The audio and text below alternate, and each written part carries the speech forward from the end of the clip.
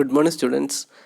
നമ്മൾ കഴിഞ്ഞ ക്ലാസ്സിൽ കൈൻഡ്സ് ഓഫ് കമ്പനിയിലെ രണ്ടാമത്തെ കാറ്റഗറി ആയിരുന്നു പറഞ്ഞത് അല്ലേ. കൈൻഡ്സ് ഓഫ് കമ്പനികളിൽ അതിൻ്റെ on the basis of number of മെമ്പേഴ്സിൻ്റെ കാര്യങ്ങളിൽ public company, private company, one person company, ഇത്രയും കാര്യങ്ങളായിരുന്നു കഴിഞ്ഞ ക്ലാസ്സിൽ പറഞ്ഞുകൊണ്ടിരുന്നത്. അതിൻ്റെ തന്നെ കണ്ടിന്യൂഷനാണ് ഈ സെക്ഷൻ. നമുക്ക് ഈ സെഷനിൽ പറയാനുള്ളത് കൺവേർഷൻ ഓഫ് കമ്പനീസാണ്. അതായത് ഒരു വൺ പേഴ്സൺ കമ്പനി മറ്റൊരു പ്രൈവറ്റ് കമ്പനിയോ അല്ലെങ്കിൽ പബ്ലിക് കമ്പനിയാക്കി മാറ്റുമ്പം എന്തൊക്കെ കാര്യങ്ങളാണ് ശ്രദ്ധിക്കേണ്ടത്, പുതിയ 2013 ലോ പ്രകാരം എന്തൊക്കെയാണ് അതിൻ്റെ പ്രൊസീജിയേഴ്സ് എന്നുള്ള കാര്യങ്ങളൊക്കെയാണ് കൺവേർഷനിൽ പറയാനുള്ളത്. അതെന്തൊക്കെയാണെന്നുള്ളത് നോക്കാം. Conversion of one person company into a public or private limited company ആക്കുമ്പോൾ എന്തൊക്കെ കാര്യങ്ങളാണ് ശ്രദ്ധിക്കേണ്ടത് എന്നുള്ളതാണ്. Conversion of one person company in to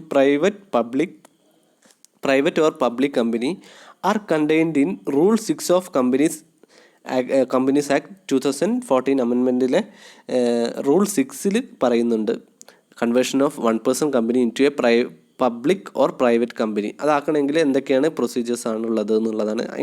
എങ്ങനെയൊക്കെ ഏതൊക്കെ സിറ്റുവേഷനിലാണ് അത് മാറ്റാൻ പറ്റുക എന്നുള്ളതും പറയുന്നുണ്ട്. The policy behind introducing the concept of one person company is to encourage small business അല്ലേ. വൺ പേഴ്സൺ കമ്പനി എന്ന് പറഞ്ഞാൽ എന്താ, ഒരു വൺ പേഴ്സൺ ഉണ്ടായിരിക്കുള്ളൂ അല്ലേ. അപ്പോൾ വൺ പേഴ്സൺ കമ്പനി എൻകറേജ് ചെയ്തിരിക്കുന്നത് ഈ 2013 കമ്പനീസ് ആക്ട് പ്രകാരമായിരുന്നു വൺ പേഴ്സൺ കമ്പനി ഇംപ്ലിമെൻറ്റ് അല്ലെങ്കിൽ പുതിയൊരു കോൺസെപ്റ്റ് കൊണ്ടുവന്നത്. So the policy behind introducing the concept of one person company is to encourage small business, ചെറിയ ബിസിനസ്സസ് പ്രൊമോട്ട് ചെയ്യാൻ വേണ്ടിയിട്ടാണ് നമുക്ക് മെയിൻലി വൺ പേഴ്സൺ കമ്പനി എന്ന് പറഞ്ഞ ഒരു concept കൊണ്ടുവന്നിട്ടുണ്ടായിരുന്നത്.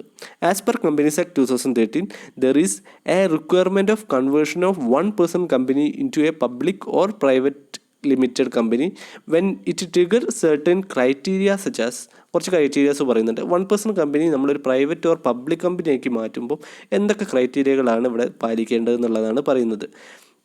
If the paid up share capital of one person company hits more than ₹50 lakhs, അതായത് paid up shares, ഒരു one person കമ്പനിയുടെ പെയ്ഡ് അപ്പ് ഷെയർസ്, ഇതാണ് പെയ്ഡ് അപ്പ് ഷെയർസ് ആണ് ഇവിടെ പറയുന്നത്. Paid up share capital of one person company hit more than 50 lakh, അതായത് paid up share capital 50 ലക്ഷത്തിൽ കൂടുതലായി കഴിഞ്ഞിട്ടുണ്ടെങ്കിൽ നമുക്ക് എന്ത് ചെയ്യണം, നിർബന്ധമായിട്ടും വൺ പേഴ്സൺ കമ്പനിയായിട്ട് അതിനെ മാറ്റേണ്ടി വരും അല്ലേ. രണ്ടാമതായിട്ടുള്ള ക്രൈറ്റീരിയ പറയുന്നു, if the annual turn over exceed 2 crore, 2 കോടി annual turn over exceed 2 crore consequently for the last 3 years, അതായത് 3 വർഷം അടുപ്പിച്ച്, ഇപ്പോൾ ഒന്നാമത്തെ വർഷം, രണ്ടാമത്തെ വർഷം, 3 വർഷം അടുപ്പിച്ച് 2 കോടിയിൽ കൂടുതൽ എക്സീഡ് ചെയ്യുന്നുണ്ട് ആനുവൽ ടേൺ ഓവർ അവിടുത്തെ പ്രോഫിറ്റ് ടേൺ ഓവർ എക്സീഡ് ചെയ്യുന്നുണ്ട്. ഈ 3 വർഷത്തിൽ കൂടുതൽ എക്സീഡ് കൺസിക്യൂട്ടീവ്ലി ആയിട്ട് പറയുന്നത്, അടുപ്പിച്ചാണ്, അതായത് 1, 2, 3 അടുപ്പിച്ചുള്ള വർഷങ്ങളിൽ 2 കോടി കൂടുതൽ എക്സീഡ് ചെയ്യുന്നുണ്ടെങ്കിൽ എന്ത് ചെയ്യണം, വൺ പേഴ്സൺ കമ്പനിയെ നമ്മൾ വേറൊരു പ്രൈവറ്റ് ഓർ പബ്ലിക് കമ്പനികളിലായിട്ട് കൺവേർട്ട് ചെയ്യേണ്ടതായിട്ട് വരും. The maximum time limit provided for conversion after one person company meets the above mentioned criteria is 6 months. ഈ above mentioned criteria, ഈ രണ്ട് നമ്മൾ പറയില്ല, ആദ്യത്തേതും രണ്ടാമത്തേതും, ഈ 2 criteria, the maximum time limit provided for the conversion of the one person company meet the above mentioned criteria is 6 months. മുകളിൽ പ്രതിപാദിച്ചിട്ടുള്ള criteria ആയിട്ടുണ്ടെങ്കിൽ എന്ത് ചെയ്യണം, 6 മാസത്തിൻ്റെ ഉള്ളിൽ തന്നെ എന്ത് ചെയ്യണം, കൺവേർട്ട് ചെയ്യണം എന്നാണ് പുതിയ ആക്ട് പ്രകാരം പറയുന്നത്. On reaching a decision to convert, the said decision of conversion of an one person company must be recorded in minutes book. അപ്പം കൺവേർട്ട് ചെയ്യാനുള്ളൊരു ഡിസിഷൻ എത്തിക്കഴിഞ്ഞിട്ടുണ്ടെങ്കിൽ ആ ഡിസിഷൻ എന്ത് ചെയ്യണം, അതിൻ്റെ conversion of one person company must be recorded in minute ബുക്കിൽ അത് record ചെയ്ത് വെക്കണം ഡിസിഷൻസ് എല്ലാം. So the memorandum and the articles of association should be amended as per the following point to be given under, അതായത് നമ്മളൊരു one person company ഈ നമ്മൾ നേരത്തെ പറഞ്ഞ ക്രൈറ്റീരിയ എക്സീഡ് ചെയ്ത് കഴിഞ്ഞിട്ടുണ്ടെങ്കിൽ നമ്മൾ എന്ത് ചെയ്യണം, അതിനെ കൺവേർട്ട് ചെയ്യണം അല്ലേ. അതിന് മീറ്റിംഗ് എല്ലാം വിളിച്ച് മിനിറ്റ്സ് എല്ലാം എഴുതി കഴിഞ്ഞിട്ട് നമ്മൾ മെമ്മോറാണ്ടം അല്ലെങ്കിൽ ആർട്ടിക്കിൾസ് അസോസിയേഷനൊക്കെ നമ്മൾ എന്ത് ചെയ്യേണ്ടി വരും, അത് അമെൻഡ് എല്ലാം ചെയ്യേണ്ടി വരും അല്ലേ, മാറ്റേണ്ടി വരില്ലേ. വൺ പേഴ്സൺ കമ്പനിയുടെ ആർട്ടിക്കിൾസും അതുപോലെ പ്രൈവറ്റ് ഒരു പബ്ലിക് കമ്പനികളുടെയൊക്കെ ഇത് വ്യത്യാസം ഉണ്ടായിരിക്കും. So 1% company should be sub titled with private limited or limited. അത് ഏതിലേക്കാണോ കൺവേർട്ട് ചെയ്യുന്നത് അതിനനുസരിച്ച് എന്ത് മാറ്റണം, 1% കമ്പനിയുടെ പ്രൈവറ്റ് ലിമിറ്റഡോ പബ്ലിക് അല്ലെങ്കിൽ ലിമിറ്റഡ് കമ്പനി ആയിട്ടോ അതിൻ്റെ പേരിൻ്റെ അവസാനത്തിൽ കൊടുക്കേണ്ടി വരും അല്ലേ. നമ്മൾ നേരത്തെ കഴിഞ്ഞതിൽ പറഞ്ഞിട്ടില്ലേ, പ്രൈവറ്റ് കമ്പനി ആയാലും പ്രൈവറ്റ് ലിമിറ്റഡ് എന്ന് പ്രൈവറ്റ് ലിമിറ്റഡ് എന്ന് പ്രൈവറ്റ് കമ്പനികൾ എഴുതും, ലിമിറ്റഡ് LTD എന്ന് എഴുതുന്നത് ലിമിറ്റഡ് കമ്പനികളാണ് അല്ലേ, അത് പബ്ലിക് കമ്പനികളാണ്. അതാണ് ഒന്നാമത്തെ പറയുന്നത്.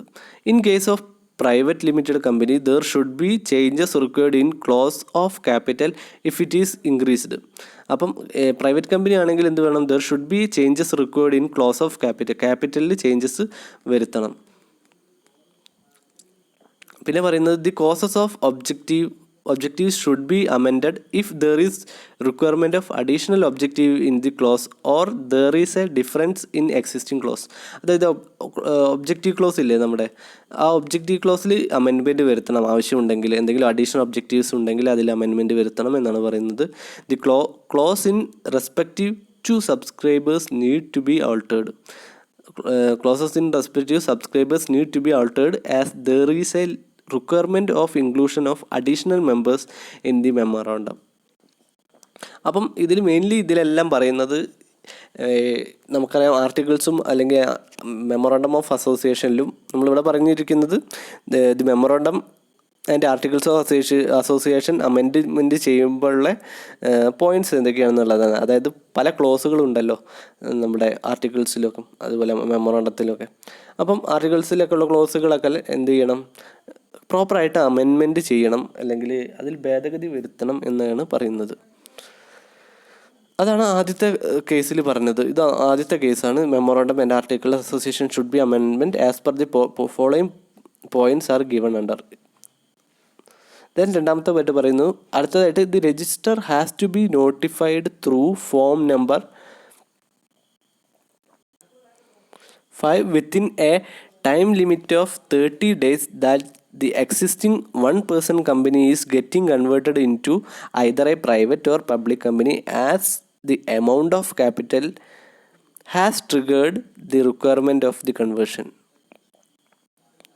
അപ്പോൾ അത് രജിസ്റ്റർ എന്ത് ചെയ്യണം, the register has to be notified through the form number within a time limit of 30 days. അപ്പോൾ 30 ദിവസത്തിനുള്ളിൽ എന്ത് വേണം, രജിസ്റ്റർ എല്ലാം നോട്ടിഫൈ ചെയ്യണം.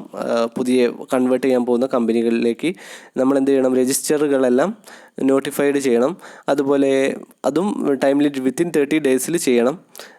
That existing 1% companies getting converted into either പ്രൈവറ്റിലേക്കോ പബ്ലിക്കിലേക്കോ കൺവേർട്ട് ചെയ്യുമ്പം നമ്മളത് എന്ത് ചെയ്യണം, അതിൻ്റെ രജിസ്റ്ററുകളെല്ലാം register has to be notified. So അതാണ് പറയുന്നത് ഇവിടെ. ദെൻ അടുത്തായിട്ട് പറയുന്നത് ആഫ്റ്റർ റിസീവിങ് ദി നോട്ടിഫിക്കേഷൻ, മൂന്നാമതായിട്ട് പറയുന്നു after receiving the notification the register will issue fresh notice of incorporation.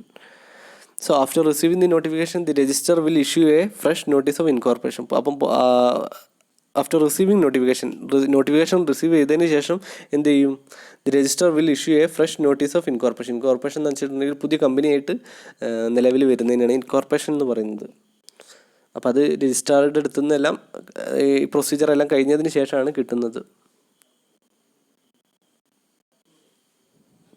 Then അടുത്തായിട്ട് പറയുന്നത് conversion of private company into 1% company. ഒരു പ്രൈവറ്റ് കമ്പനിയെ 1% കമ്പനിയാക്കി മാറ്റുമ്പോഴുള്ള കാര്യങ്ങൾ എന്തൊക്കെയാണെന്നുള്ളതാണ് പറയുന്നത്. The legal provisions governing the conversion of private limited company into a 1% company as follows. ഒരു പ്രൈവറ്റ് ലിമിറ്റഡ് കമ്പനിയെ 1% കമ്പനിയാക്കി മാറ്റണമെങ്കിൽ എന്തൊക്കെ കാര്യങ്ങളാണ് ശ്രദ്ധിക്കേണ്ടതെന്നാണ് പറയുന്നത്. അപ്പോൾ എന്തൊക്കെ ലെവലിലാണ് ഇത് മാറ്റുന്നത്? The paid up share capital of a company is less than 50 lakh. അപ്പോൾ paid up capital share capital 50 ലക്ഷത്തിൽ താഴെയാണെങ്കിൽ എന്ത് ചെയ്യാം, നമുക്ക് 1% കമ്പനിയിലേക്കിട്ട് കൺവേർട്ട് ചെയ്യാം. നമ്മൾ നേരത്തെ അതിൻ്റെ ഓപ്പോസിറ്റ് ആയിരുന്നു പറഞ്ഞത് അല്ലേ. In the past 3 consecutive years the annual turner of the company should be less than 2 crore. നമ്മൾ നേരത്തെ പറഞ്ഞതിൻ്റെ തന്നെ ഓപ്പോസിറ്റാണ്. 3 consecutive yearsൽ 2 കോടിയിൽ താഴെ വരുവാണെങ്കിൽ അത് എന്ത് ചെയ്യാം. The shareholder of the new 1% company should have Indian nationality. The shareholder of a new 1% company should have a Indian nationality. അപ്പം ഇന്ത്യൻ നാഷണാലിറ്റി ആയിരിക്കണം എന്നുള്ള കാര്യമാണ് പറയുന്നത്. The share holder of the new 1% company should be resident of India. Nationality resident of India ഒക്കെ correct same തന്നെയാണ്. Indian resident ആയിരിക്കണം, Indian nationality ആയിരിക്കണം, അതുപോലെ ഇന്ത്യയിൽ റെസിഡൻറ്റും ആയിരിക്കണം എന്നാണ് പറയുന്നത്. The person become resident if she stay in India more than 180 period of A calendar year. നമ്മുടെ ഇൻകം ടാക്സ് അല്ലെങ്കിൽ ആക്ട് പ്രകാരം റെസിഡൻഷ്യൽ സ്റ്റാറ്റസ് എല്ലാം ഡിറ്റർമിൻ ചെയ്തിട്ടുണ്ട്. ആ റെസിഡൻഷ്യൽ സ്റ്റാറ്റസിൻ്റെ ക്രൈറ്റീരിയ പ്രകാരം എന്ത് ചെയ്യണം, അറ്റ്ലീസ്റ്റ് 180 ഡേയ്സ് എങ്കിലും ഒരു കലണ്ടറിലെ 180 ഡേയ്സ് എങ്കിലും ഇന്ത്യയിൽ ഉണ്ടായിരുന്ന ആളെയാണ് നമ്മൾ ഇവിടുത്തെ ഒരു റെസിഡൻ്റ് ആണെന്ന് പറയുക. അതാണ് റെസിഡൻ്റ് ആയിരിക്കണം എന്ന്. 1% കമ്പനിയുടെ ഷെയർ ഹോൾഡർ ഇവിടുത്തെ റെസിഡൻ്റ് ആയിരിക്കണം എന്ന് പറഞ്ഞാൽ ഒരു വർഷത്തിൽ 180 ഡേയ്സ് എങ്കിലും ഇന്ത്യയിൽ ഉണ്ടായിരിക്കണം എന്നാണ് അർത്ഥം. The shareholder should not be holding any other 1% company or he or she should not be a member of any other 1% company. വേറെ ഒരു കമ്പനി 1% കമ്പനിയിലും അദ്ദേഹം ഷുഡ് നോട്ട് ബി ഹോൾഡിങ് ഒരു 1% കമ്പനിയുടെ ചുമതലയും അല്ലെങ്കിൽ അദ്ദേഹത്തിൻ്റെ പേരിൽ ഉണ്ടാവാൻ പാടില്ല. അതുപോലെ ഒരു 1% കമ്പനിയിൽ ഒരു മെമ്പറും ആവാനും പാടില്ല. A minor cannot be part of 1% company. ഒരു മൈനറിനും 1% കമ്പനി ആവാൻ പറ്റില്ല. What is the procedure to be conversion of private company to 1% company? ഈ പ്രൊസീജിയേഴ്സ് എല്ലാമാണ് ഫോളോ ചെയ്യേണ്ടത്. ഒരു കൺവേർട്ട് ചെയ്യുമ്പം call of board meeting, then hold board meeting, then call for emergency general meeting, then NOC from creditors, hold EGM, then form filing with the registrar of companies, issue of share certificate. ഈ procedures ആണ് കടന്നു വരേണ്ടത് ഒരു private കമ്പനിക്ക് 1% കമ്പനിയായിട്ട് convert ചെയ്യണമെങ്കിൽ. ഇനി next പറയുന്നത് conversion of a companies already register ചെയ്ത കമ്പനികളിൽ എന്തെങ്കിലും കൺവേർട്ട് ചെയ്യണമെങ്കിലുള്ള കാര്യങ്ങളാണ് പറയുന്നത്. According to companies act 2013, a company of any class registered under this act may be convert itself as a company of other class by alteration of memorandum and articles of the company. 2013 companies act പ്രകാരം register ചെയ്ത കമ്പനികളാണെങ്കിൽ a company of any class registered under this act, ഏത് class 2013 act പ്രകാരം register ചെയ്താണെങ്കിലും it may convert itself as a company of other class by alteration. എങ്ങനെയാണ് ചെയ്യേണ്ടത്? By alteration of memorandum and articles of a company. ഒരു കമ്പനിയുടെ മെമ്മോറാണ്ടവും articles of അസോസിയേഷനും alter ചെയ്തിട്ട് വേണം അത് കൺവേർട്ട് ചെയ്യാൻ പറ്റുള്ളൂ. As per section 13 and 14, the companies can alter this memorandum and article by a special resolution. ഈ സ്പെഷ്യൽ റെസൊല്യൂഷൻ വഴിയാണ് കമ്പനീസിൻ്റെ മെമ്മോറാണ്ടവും ആർട്ടിക്കിൾസും നമുക്ക് എന്ത് ചെയ്യാൻ പറ്റുന്നത്, ഓൾട്ടർ ചെയ്യാൻ പറ്റുന്നത്. The alteration give effect to conversion of a private company into a public company or a public company into a private company.